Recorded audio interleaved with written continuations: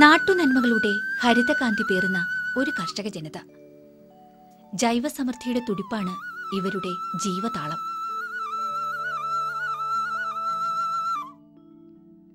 രണ്ടായിരത്തോളം കാർഷിക കുടുംബങ്ങളുണ്ട് ഈ പെരുമ്പളം ദ്വീപിൽ.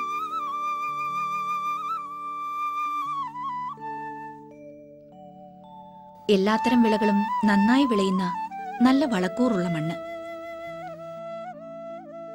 ഇവിടുത്തെ മുഴുവൻ ജനങ്ങൾക്കും ആവശ്യമുള്ള ഭക്ഷ്യവസ്തുക്കൾ ഇവർ ഇവിടെ തന്നെ കൃഷി ചെയ്തെടുക്കുന്നു.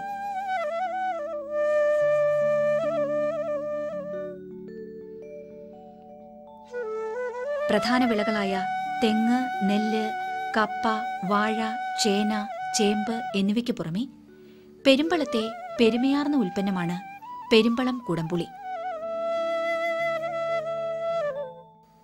ഇവിടെ 2-3 കുടംപുളി മരങ്ങളെങ്കിലും ഇല്ലാത്ത വീടുകളില്ല.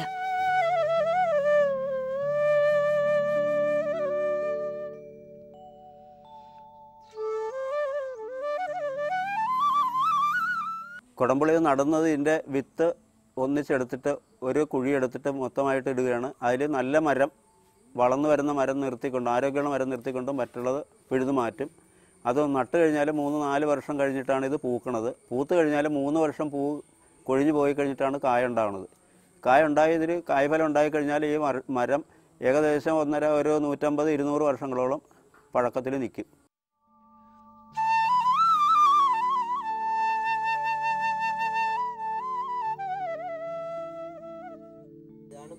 ആണും പെണ്ണും 2 തരം മരങ്ങളുണ്ട്. അതിൻ്റെ ആണിൽ പെൺപൂ എന്ന് പറഞ്ഞാൽ പെൺമരങ്ങളിൽ പൂവുണ്ടാകുന്നത് കായായിട്ട് വരും. ആൺപൂവിൽ കൊലകളായിട്ട് പൂവുണ്ടായി ഇങ്ങനെ കിടക്കുന്നത് മാത്രമേ ഉണ്ടാവുള്ളൂ. അതിനകത്ത് കായ ഉണ്ടാവില്ല. അങ്ങനെയാണ് നമ്മൾ തിരിച്ചറിയുന്നത്. മറ്റു സ്ഥലങ്ങളിലെ കുടംപുളിയെ അപേക്ഷിച്ച് പെരുമ്പളം കുടംപുളിക്ക് മാർദ്ദവവും പുളിരസവും കൂടും. അതിനാൽ ഇവിടുത്തെ കുടംപുളിക്കാണ് ഇപ്പോഴും വിപണിയിൽ ഏറ്റവും ഡിമാൻഡ്. ഇതിനുള്ള സവിശേഷത എന്ന് പറഞ്ഞാൽ മറ്റ് നാടുകളിൽ നിന്ന് വരുന്ന പുളിയേക്കായിൽ ടേസ്റ്റ് ഉണ്ട്. അതുപോലെ പുളി രസം കൂടുതലുണ്ട്. അതുപോലെ വളരെ മാർദ്ദവമാണ്. ഇത് നമ്മൾ സാധാരണ മറ്റേ മീൻ കറിക്ക്, മറ്റേ പച്ചക്കറിയിലും ചില പച്ചക്കറിക്ക് അങ്ങനെയുള്ള സാധനങ്ങൾക്കൊക്കെ ഇത് ഉപയോഗിക്കാം. ഇത് തനിയെ നമുക്ക് ഇതായിട്ട് ഉപയോഗിക്കാം. പിന്നെ മരുന്നിനായിട്ടും ആയുർവേദ മരുന്നിനായിട്ടും ഇതെടുക്കാറുണ്ട്.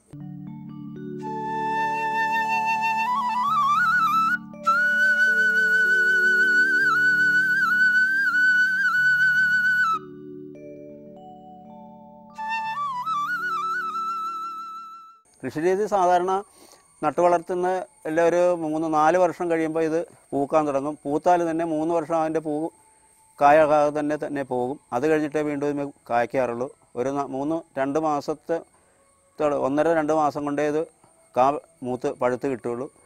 പഴുത്ത് കിട്ടിയാൽ ഇത് ഉണങ്ങാനായിട്ട് അതിൻ്റെ ഉള്ളിലെ ഇതെടുത്ത് കളഞ്ഞിട്ട് ഉണങ്ങാനായിട്ട് 1-1.5 ആഴ്ച വരെ ഇത് ഉണങ്ങാനായിട്ട് വേണ്ടി വരും. ഉണങ്ങിക്കഴിയാനുള്ള പുളി നമ്മൾ പൊടിയുപ്പ് എന്തെങ്കിലും തളിച്ചിട്ട് അത് സംഭരിച്ച് വെച്ചിട്ട് നമ്മൾ കടകളിലോ മറ്റാവശ്യക്കാർക്കോ വിറ്റഴിക്കാനാണ് പതിവ്.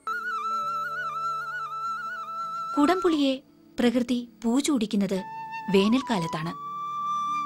മഴക്കാലത്ത് അത് കായായി പഴുത്ത് പാകമാകുന്നു.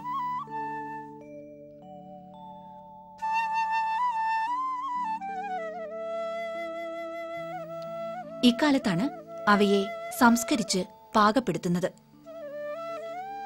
അമിതവണ്ണം കുറയ്ക്കുന്നതിന് ഇതിലുള്ള ഹൈഡ്രോക്സി സിട്രിക് ആസിഡ് പ്രയോജനപ്പെടും എന്ന് ഗവേഷകർ അഭിപ്രായപ്പെടുന്നു.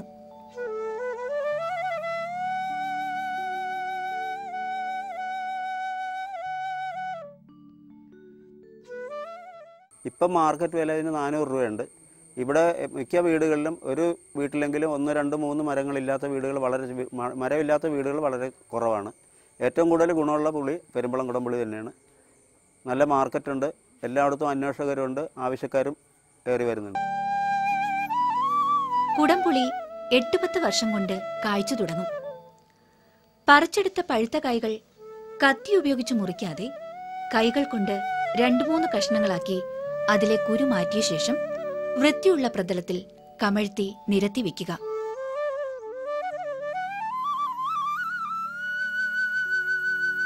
പുളിയിലെ ജലാംശം മാറിയ ശേഷം തീയും പുകയും മിതമായി കിട്ടത്തക്ക രീതിയിൽ അടുക്കളയിൽ അടുപ്പിന് മുകളിൽ വെച്ച് ഉണക്കിയെടുക്കാം.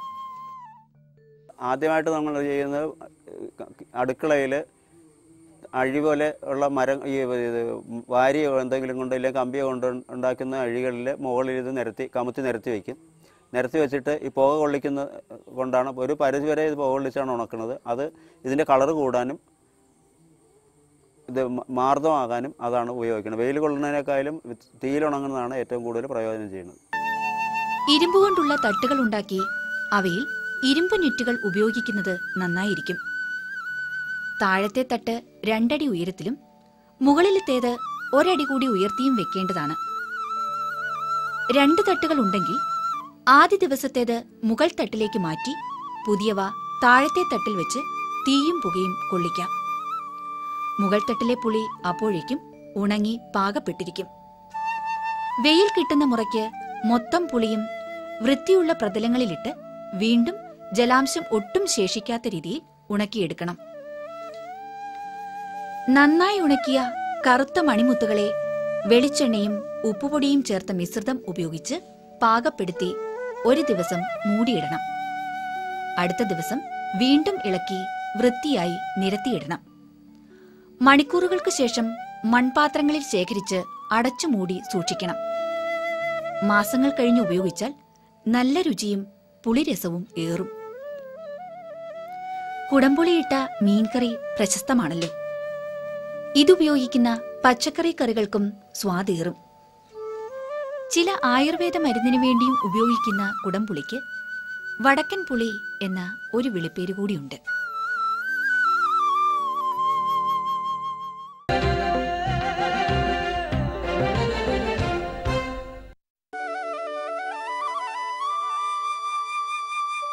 മതിപ്പിക്കുന്ന മണവും ലഹരിയുമുള്ള പെരുമ്പളം തളിരിലകൾക്കുള്ള പ്രിയം പണ്ടുമുതലേ രാജ്യത്തിന്റെ അതിരുകൾ ഭേദിച്ച് മുന്നേറി. കല്ലായിയുടെ ഉരുപ്രതാപം പോലെ, നിലമ്പൂരിന്റെ തേക്കു പെരുമ പോലെ അതിരു കടന്നതാണ് പെരുമ്പളം വെറ്റിലയും.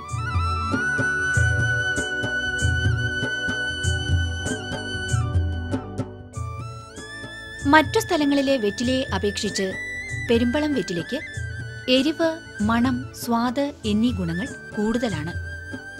അതുകൊണ്ട് തന്നെ പെരുമ്പളം വെറ്റിലയെ ആവശ്യക്കാർ വിപണിയിൽ വേഗം തിരിച്ചറിയുന്നു. പെരുമ്പളം വെറ്റിലയ്ക്ക് എരിവ്, ടേസ്റ്റ്, അതുപോലെ മണം, ഈ 3 കൂട്ടം പ്രധാനമായിട്ടുണ്ടാവും.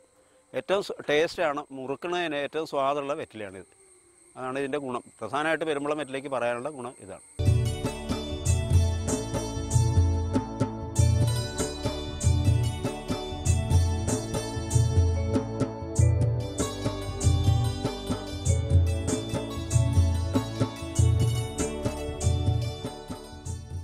എൻ്റെ അറിവിൽ 3 തരം കൊടിയാണ് കൃഷിക്ക് ഉപയോഗിക്കണം. ഒന്ന് കർപ്പൂരക്കൊടി, മരുന്നിന് വേണ്ടി ഉപയോഗിക്കണം. തുളസി വെറ്റില, അതും മരുന്നിന് വേണ്ടി. മുറുക്കാനും ഉപയോഗിക്കും. പിന്നെ സാധാരണ മുറുക്കുന്ന വെറ്റില അമ്പലങ്ങളിലും മറ്റാവശ്യങ്ങൾക്കും മുറുക്കാനും ആയിട്ട് ഉപയോഗിക്കും. പെരുമ്പളത്തു നിന്ന് വെറ്റിലക്കെട്ടുകൾ തലച്ചുമടായി എത്തിക്കലും കടകളിൽ വെറ്റില വൃത്തിയാക്കലും തരം തിരിക്കലും കെട്ടാക്കലും ബോട്ടിലോ ജങ്കാറിലോ എത്തിക്കലുമായി ധാരാളം ആളുകൾ തൊഴിൽ ചെയ്തിരുന്ന സ്ഥാനത്ത് ഇപ്പോൾ തൊഴിലിൽ ഏർപ്പെട്ടിരിക്കുന്നവർ നാമമാത്രം. നടാൻ ഉപയോഗിക്കുന്ന തണ്ടിൻ്റെ നീളം ഇതാണ്. ഇത് ഉപയോഗിക്കുന്ന കുറ്റി കമ്പിൽ 1 അടി മോഡൽ വെച്ചിട്ട് ബാക്കി ഭാഗം വേറെ അടിയിൽ വരത്തക്ക രീതിയിൽ ഇത് 3 കമ്പ് 3 വശത്തുനിന്ന് 3 തണ്ടാണ് ഒരു കമ്പിന് വേണ്ടി ഇറക്കി കൊടുക്കുന്നത്. ആ കമ്പിൻ്റെ മുകളിൽ എത്തിക്കഴിയുമ്പോൾ ഒരു 2 മാസം കഴിയുമ്പോൾ കമ്പിൻ്റെ മുകളിൽ വരെ എത്തും. അത് വീണ്ടും കെട്ടിയിരിക്കുന്ന നാരഴിച്ചിട്ട് വീണ്ടും അത് പഴയ രീതിയിൽ ആ അളവിൽ തന്നെ അത് അങ്ങനെ ഒരു 3 പ്രാവശ്യം ഇത് ചെയ്ത് കഴിയുമ്പോഴത്തേക്കും അതൊരു വെറ്റിലയാകും. വെറ്റിലയായി കഴിഞ്ഞാൽ നേരിട്ട് പിന്നെ കയറിലേക്ക് കൊടുക്കുകയാണ്. കയറായിട്ട് കൊടുത്തു കഴിഞ്ഞാൽ പിന്നെ അത് മുകളിലറ്റം എത്തുന്നത് വരെ ആ വെറ്റില നമുക്ക് ആഴ്ചയിൽ 1 പ്രാവശ്യം വെറ്റില എടുക്കാം. നമുക്ക് 8-ാം ദിവസം 7-ാം ദിവസം അല്ലെങ്കിൽ 8-ാം ദിവസം വെറ്റില എടുക്കാം. മാസത്തിൽ 3 പ്രാവശ്യം അല്ലെങ്കിൽ 4 പ്രാവശ്യം വെറ്റില എടുത്ത് ഉപയോഗിക്കാം നമുക്ക്. അതുപോലെ തന്നെ വളം എന്ന് പറഞ്ഞാൽ പച്ചില വളമാണ്. പച്ചില വളം ചാണാനും ഏറ്റവും കൂടുതൽ പച്ചില വളം, രാസവളം ഉപയോഗിക്കാറില്ല. പച്ചില വളമാണ് ഏറ്റവും കൂടുതലായിട്ട് ഉപയോഗിക്കുന്നത്. ചാണകത്തിന് ഉപയോഗിക്കും. പിന്നെ വേനൽക്കാലത്ത് കൂടുതലായിട്ട് മഴ ഉള്ള സമയത്ത് ഇത് തണുപ്പ് കൂടി നിൽക്കുന്ന സമയത്ത് ഇതിന് ഇല പൊട്ടി വിടരാനായിട്ട് താമസം ഉണ്ടാകുന്ന സമയത്ത് ഗോമൂത്രം ഞങ്ങൾ നേരിട്ട് ഒഴിച്ചു കൊടുക്കാറുണ്ട്. ആ സമയത്ത് അതിന് ചൂടുള്ളത് കൊണ്ട് ഇതിന് ഇങ്ങനെ പിന്നെ ചൂടുള്ള ശീമക്കൊന്ന എന്ന് പറയുന്ന ചവറ് ഇട്ട് കൊടുക്കാറുണ്ട്. അതൊക്കെ ചൂടുള്ള വളങ്ങളായതുകൊണ്ട് അതുകൊണ്ടെല്ലാം വെറ്റില കൂടുതലുണ്ടാകുകയും ചെയ്യും. വെറ്റില വലിയതുണ്ടാകും, അതുപോലെ കൂടുതൽ ആദായം ഉണ്ടാകുകയും ചെയ്യും. പിന്നെ ഇതിന് ഒരു വർഷം എങ്കിലും നമ്മൾ പുതിയതായിട്ട് ഇടുന്ന ഒരു കൊടിക്ക് ഒരു വർഷമെങ്കിലും ആദായം നമുക്ക് കിട്ടുകയില്ല. ഒരു വർഷം കഴിഞ്ഞിട്ട് ഓരോ ആഴ്ച തോറും ആദായം കൂടിക്കൊണ്ടിരിക്കും. അത് അതിൻ്റെ ആയുസ്സെന്ന് പറഞ്ഞാൽ ഇപ്പോൾ എൻ്റെ ഈ കൊടിക്ക് 22 വർഷം പഴക്കമുണ്ട്. അത് ഓരോ വർഷം ചെല്ലുന്നതോറും കൂടിക്കൊണ്ടിരിക്കും. അതുപോലെ മുകളിലറ്റം എത്തിക്കഴിയുമ്പോൾ വീണ്ടും അത് അടി വളച്ച് മണ്ണിനടിയിലേക്ക് വിട്ടു കൊടുത്തിട്ട് വീണ്ടും രണ്ടാമത് വളരാനായിട്ട് അനുവദിക്കും.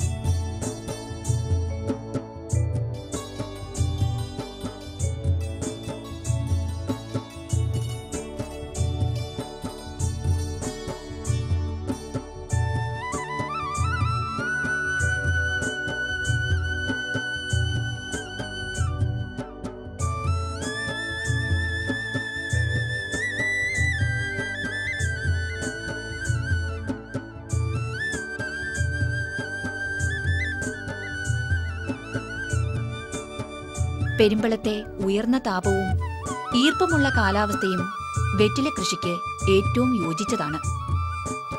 ഡിസംബർ മുതൽ മെയ് വരെയാണ് വെറ്റിലയുടെ വിളവെടുപ്പ് സീസൺ. വിളവെടുത്താൽ എത്രയും പെട്ടെന്ന് വിപണിയിലെത്തിച്ച് വിറ്റു തീർക്കുക എന്നത് കടുത്ത വെല്ലുവിളി തന്നെയാണ്.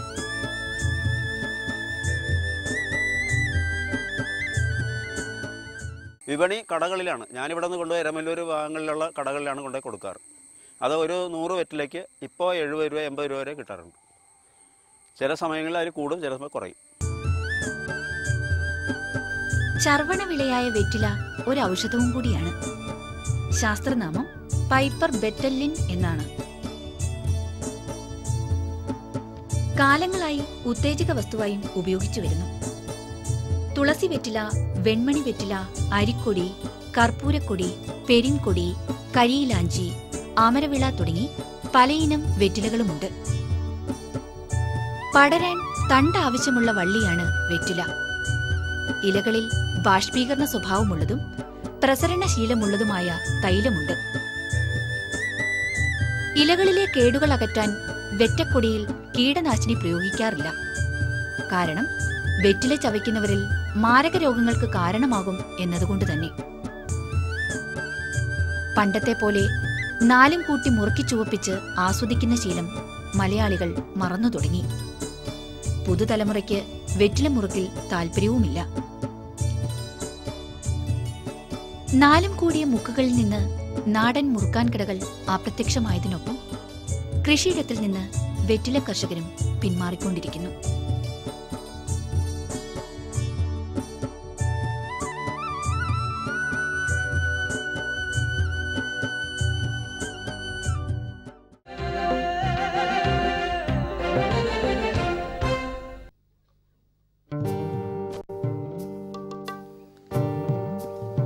പെരുമ്പളം ദ്വീപിലെ ജനങ്ങൾ അവർക്കാവശ്യമുള്ള കാർഷിക ഉൽപ്പന്നങ്ങൾ ഉൽപ്പാദിപ്പിക്കുന്നതോടൊപ്പം തന്നെ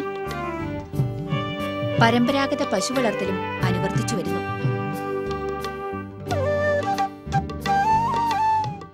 കന്നുകാലികളുടെ തീറ്റക്രമത്തെക്കുറിച്ചുള്ള അറിവില്ലായ്മയും ശാസ്ത്രീയമായ രീതിയിൽ തീറ്റപ്പുൽ കൃഷി ചെയ്യാൻ കഴിയാത്തതും കന്നുകാലി വളർത്തലിൽ നിന്നുള്ള വരുമാനം കുറയുന്നതിനിടയാക്കും. നല്ലയിനം തീറ്റപ്പുല്ല് ആവശ്യത്തിന് ലഭിക്കുകയാണെങ്കിൽ വിലപിടിപ്പുള്ള കാലിത്തീറ്റയുടെയും വൈക്കോലിന്റെയും അളവ് ഗണ്യമായി കുറച്ച് പാലുൽപാദനം ലാഭകരമാക്കാം എന്ന തിരിച്ചറിവിൽ നിന്നാണ് പെരുമ്പളത്തെ ക്ഷീരകർഷകർ മറ്റു കൃഷിയോടൊപ്പം തീറ്റപ്പുല്ലും കൃഷി ചെയ്യുന്നത്.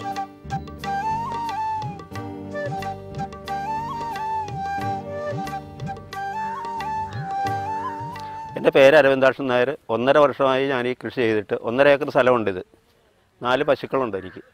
ഇതിൽ നിന്നാണ് ഏറ്റവും കൂടുതൽ എനിക്ക് ആദായം കിട്ടുന്നത്. ഒരു 4-6 ചോടെങ്കിലും ഒരു പശുവിന് വേണ്ടിയിട്ട് ഞാൻ ഒരു ദിവസം വെട്ടിയെടുക്കാറുണ്ട്. വെട്ടിയെടുക്കുന്ന രീതി കാണിക്കാം. ഇത് വെട്ടിയെടുത്തിട്ട് ഇത് ഓരോ ചെറിയ ചെറിയ പീസുകളായിട്ട് മുറിച്ചിട്ടാണ് പശുക്കിന് തീറ്റയായിട്ട് കൊടുക്കുന്നത്. ബാക്കി ഭാഗം മണ്ണിനടിയിൽ നട്ടിട്ട് വേര് പിടിച്ച് വളർന്നു കഴിയുമ്പോഴത്തേക്ക് പച്ചച്ചാണാനായിട്ട് വളമായിട്ടിട്ട് കൊടുക്കും, മണ്ണ് കൂട്ടി കൊടുക്കും. സങ്കര നേപ്പിയർ ഇനങ്ങളായ CO3, CO4, കിള്ളികുളം എന്നീ ഇനങ്ങൾ വരൾച്ചയെ പ്രതിരോധിക്കുന്നതും അത്യുൽപാദന ശേഷിയോടുകൂടി വളരെ ഉയരത്തിൽ വളരുന്നതും കാലികൾക്ക് ഏറെ പ്രിയങ്കരവുമാണ്.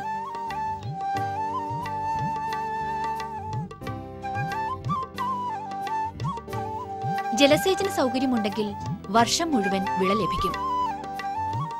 വെള്ളക്കെട്ടുള്ളതും സൂര്യപ്രകാശം കുറഞ്ഞതുമായ സ്ഥലം പുൽകൃഷിക്ക് യോജിച്ചതല്ല.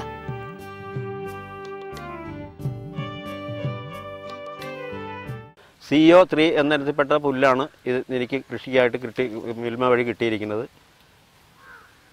1.5 ഏക്കറിൽ ചെയ്തിട്ട് കൃഷി കൊണ്ടാണ് എനിക്ക് ഇതിൻ്റെ പ്രയോജനം കിട്ടിയിട്ടുള്ളത്.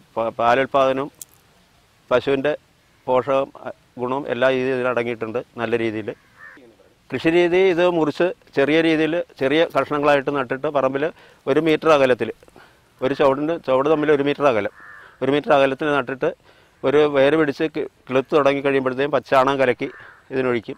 ഒഴിച്ചു കഴിഞ്ഞ് മണ്ണ് കൂട്ടി കൊടുക്കും. വീണ്ടും ഒരു 4 മാസം കഴിയുമ്പോൾ വീണ്ടും ഇതിന് വിളവെടുക്കാനാകും. അങ്ങനെയാണ് ചെയ്തുകൊണ്ടിരിക്കുന്നത്.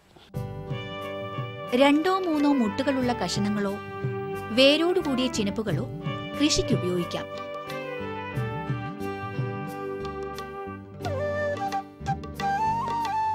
ഓരോ വിളവിന് ശേഷവും ചാണകം, ഗോമൂത്രം, യൂറിയ എന്നിവയിലൊന്ന് മേൽവളമായി ഉപയോഗിക്കുന്നത് ഉൽപാദനക്ഷമത കൂട്ടും. ഹെക്ടറിന് 300 ടൺ വരെ പ്രതിവർഷം ഉൽപാദനം ലഭിക്കും.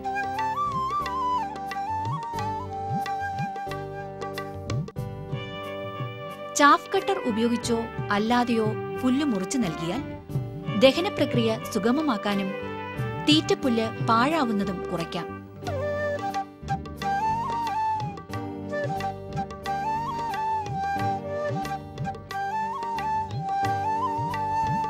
അയവെട്ടുന്ന മൃഗങ്ങളുടെ ദഹന പ്രക്രിയയ്ക്ക് ധാരാളം നാരുള്ള തീറ്റ ആവശ്യമാണ്.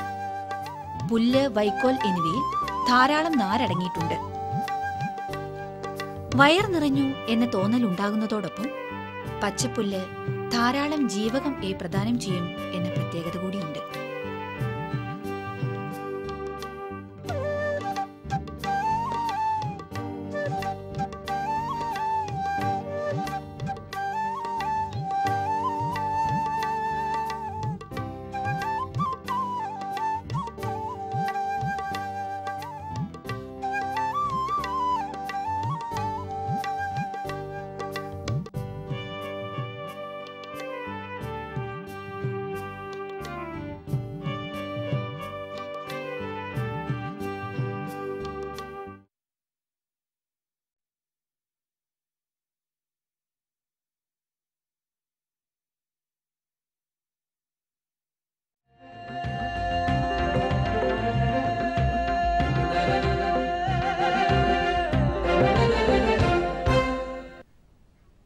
നമസ്കാരം. ദൂരദർശൻ കാർഷിക വാർത്തകളിലേക്ക് സ്വാഗതം. പ്രധാന വാർത്തകൾ. കാർഷിക യന്ത്രങ്ങൾ വാങ്ങാൻ 50% സബ്സിഡി. ഹൈടെക് ഡയറി ഫാമിൽ പരിശീലനം. ജൈവ കൃഷിയിൽ അന്തർദേശീയ കോൺഫറൻസ് തിരുവനന്തപുരത്ത്. വാർത്തകൾ വിശദമായി. കാർഷിക യന്ത്രങ്ങൾ വാങ്ങാൻ കൃഷി വകുപ്പ് ധനസഹായം നൽകുന്നു. ട്രാക്ടർ, പവർ ടില്ലർ, നടീൽ യന്ത്രങ്ങൾ, കൊയ്ത്ത് യന്ത്രങ്ങൾ എന്നിവയ്ക്ക് യന്ത്രങ്ങളുടെ കുതിരശക്തിക്കനുസരിച്ച് 20% മുതൽ 50% വരെ സബ്സിഡി ലഭിക്കും. വ്യക്തികൾക്കും കർഷക സമിതികൾക്കും സഹായം ലഭ്യമാണ്. കൂടുതൽ വിവരങ്ങൾക്ക് അതത് കൃഷിഭവനുകളിൽ ലഭിക്കുന്നതാണ്.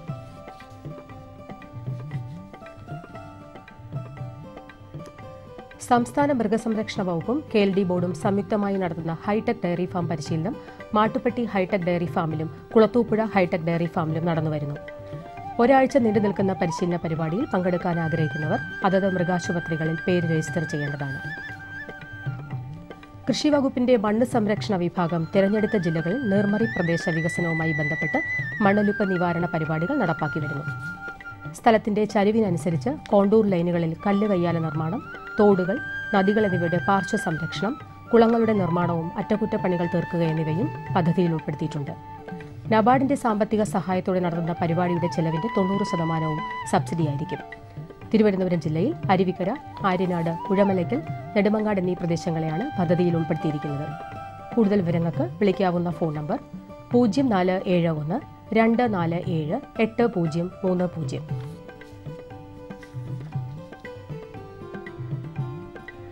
ഹോർട്ടിക്കൾച്ചർ മിഷൻ കേരളയും ബാംഗ്ലൂരിലെ international competence centre for organic അഗ്രികൾച്ചറും സംയുക്തമായി ജൈവ കൃഷിയെക്കുറിച്ച് അന്തർദേശീയ കോൺഫറൻസ് സംഘടിപ്പിക്കുന്നു.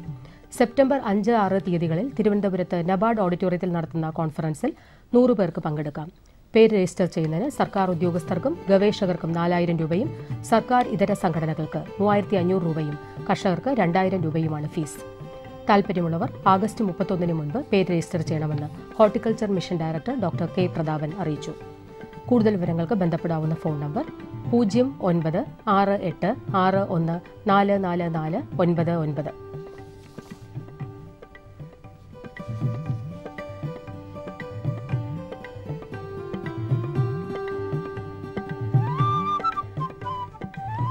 പാലക്കാട് നെൽകൃഷി വികസന ഏജൻസിയുടെ മലമ്പുഴ അസിസ്റ്റന്റ് എക്സിക്യൂട്ടീവ് എഞ്ചിനീയറുടെ ഓഫീസിൽ 10 ദിവസത്തെ കർഷക യന്ത്രങ്ങളുടെ പരിശീലന പരിപാടി നടത്തിവരുന്നു.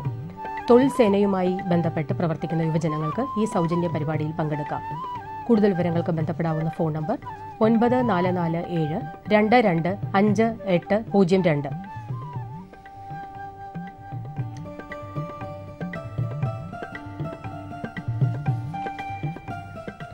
ക്ഷീരവികസന വകുപ്പ് പട്ടാമ്പി ബ്ലോക്ക് ക്ഷീര കർഷക സംഘം നാളെ ചുടുവാലത്തൂരിൽ നടത്തുന്നു.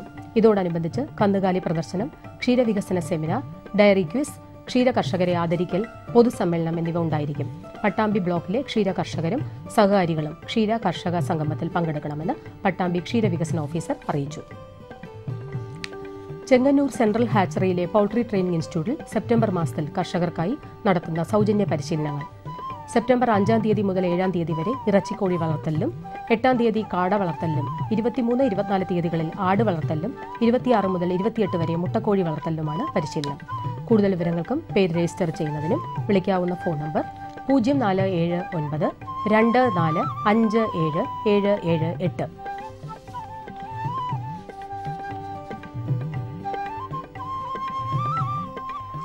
തിരുവല്ല അതിരൂപതയുടെ ബോധന കാർഷിക വിഭാഗം ഓഗസ്റ്റ് 30-31 തീയതികളിൽ തേനീച്ച വളർത്തലിൽ കർഷകർക്ക് പരിശീലനം നൽകുന്നു. തേനീച്ച കോളനി വിഭജനം, തേൻ സംസ്കരണം, കൃത്രിമമായി റാണി ഈച്ചയെ വളർത്തിയെടുക്കുന്ന രീതി, പഴയ റാണി ഈച്ചയെ മാറ്റുന്ന രീതി, പഴയ അടകൾ മാറ്റുന്ന വിധം, മഴക്കാലത്തെ തേനീച്ച സംരക്ഷണം തുടങ്ങിയ വിഷയങ്ങളിലാണ് പരിശീലനം. കൂടുതൽ വിവരങ്ങൾക്ക് ബന്ധപ്പെടാവുന്ന ഫോൺ നമ്പർ 9447400981.